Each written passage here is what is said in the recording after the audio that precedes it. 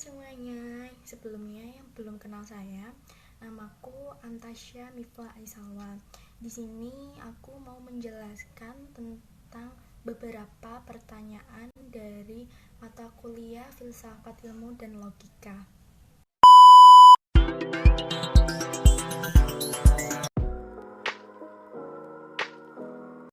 Jelaskan teori causa prima dari Aristoteles. Jadi, causa prima menurut argumen Aristoteles tentang keberadaan Tuhan dikenal luas sebagai penggerak utama atau causa prima.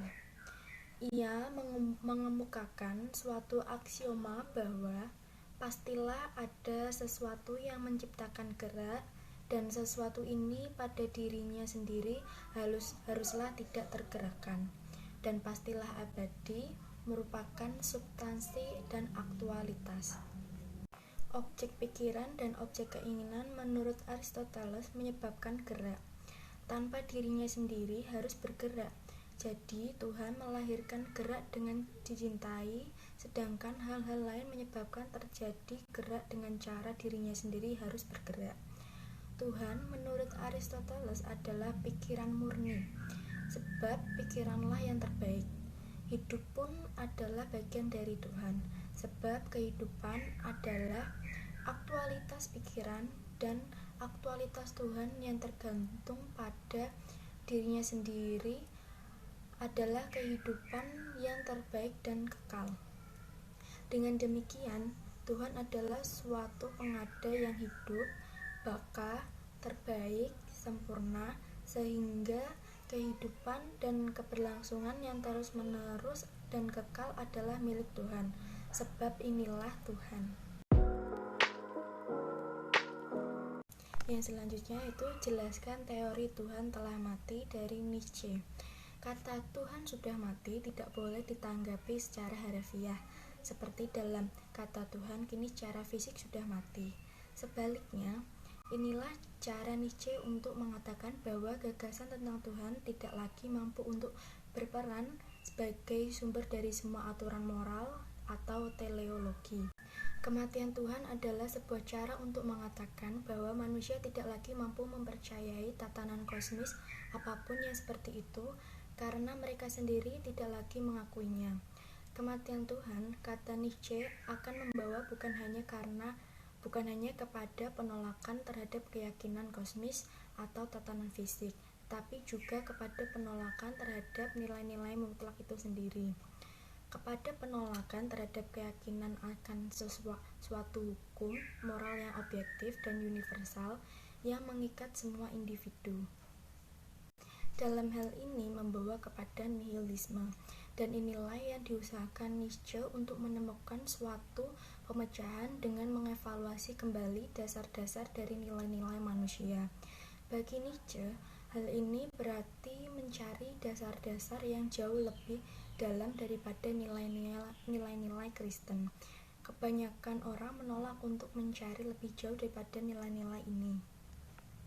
Nietzsche percaya bahwa kebanyakan orang tidak mengakui atau menolak untuk mengakui kematian ini berdasarkan ketakutan atau kecemasan mereka yang paling terdalam.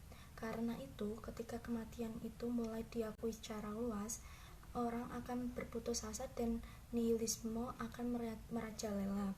Seperti halnya pula dengan kepercayaan relativistik bahwa kehendak manusia adalah hukum di dalam dirinya sendiri. Apapun boleh dan semuanya diizinkan. Inilah sebagian alasan mengapa Nietzsche menganggap kekristenan nihilistik.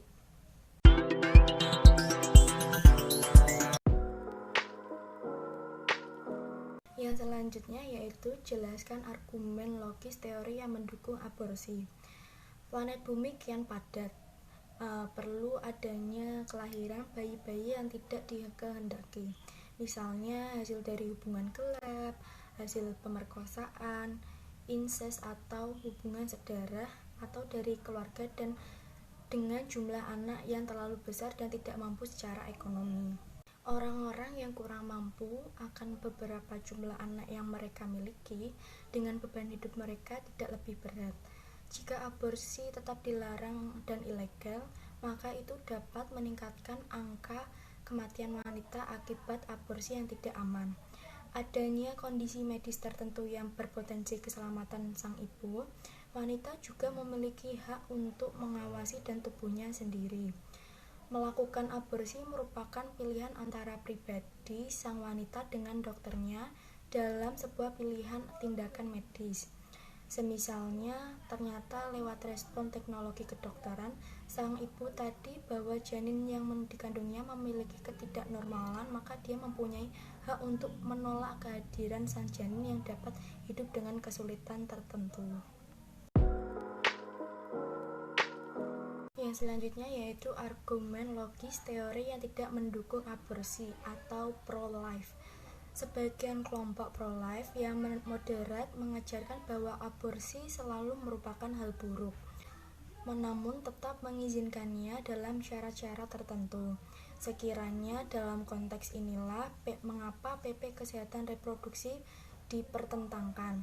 Pemerintah melihat bahwa syarat-syarat gawat darurat medis dan kehamilan akibat pemerkosaan termasuk syarat yang ditentukan untuk bisa melakukan aborsi.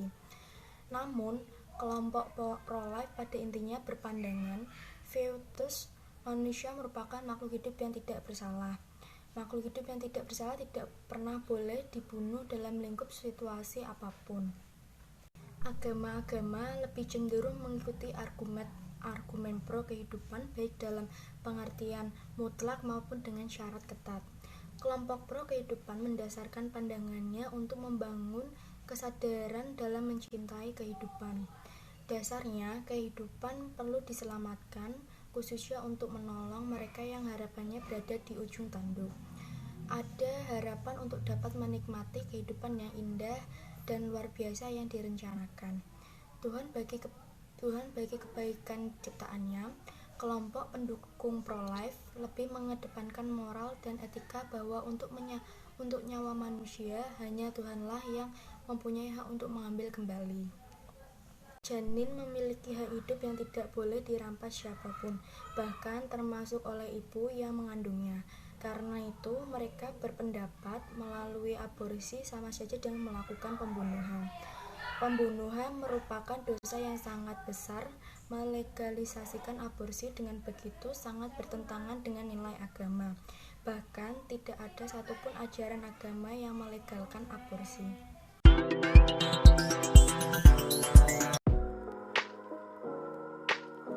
Yang selanjutnya yaitu jelaskan argumen logis tentang operasi plastik demi kecantikan dibenarkan.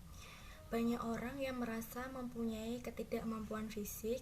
Ini membuat masyarakat, terutama wanita, merasa butuh untuk melakukan operasi plastik untuk memperbaiki ketidaksempurnaan fisik itu.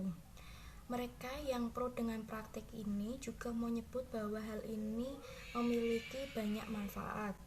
Beberapa keuntungan operasi plastik seperti dilansir kembali melalui laman wanita dan kesehatan.blogspot.com adalah yang pertama, sebagian besar wanita pasti setuju bahwa operasi plastik mampu meningkatkan rasa percaya diri dan sebab mereka merasa terlihat lebih cantik. Yang kedua yaitu bagi wanita yang dimana penampilan fisik yang prima menjadi sorotan seperti pemain film ataupun model, operasi plastik sangat penting dilakukan agar mampu menunjang penampilan. Yang ketiga, operasi plastik juga sangat bermanfaat bagi mereka yang mengalami gangguan kesehatan terkait penampilan fisik mereka. Misalkan pasien yang terlahir dengan bibir sumbing dan memang harus dioperasi plastik untuk memperbaiki bentuk bibir pasien tersebut. Yang selanjutnya yaitu jelaskan argumen operasi plastik demi kecantikan tidak dibenarkan. Banyak efek negatif yang ditimbulkan menjadi alasan bagi sebagian orang untuk tidak setuju dengan praktik operasi plastik yang juga dilansir oleh ahlibedah.com. Resiko operasi plastik yang bisa dihadapi adalah yang pertama, biaya yang sangat mahal yang terasa sangat membebani pasien. Yang kedua, adanya faktor kegagalan dalam setiap operasi sehingga kadang hasil yang didapatkan tidak sesuai dengan keinginan. Yang ketiga, setelah dilakukan operasi plastik, potensi timbulnya komplikasi dan efek samping selalu ada. Hal ini tidak membuat kondisi seseorang menjadi lebih baik, malah semakin memburuk.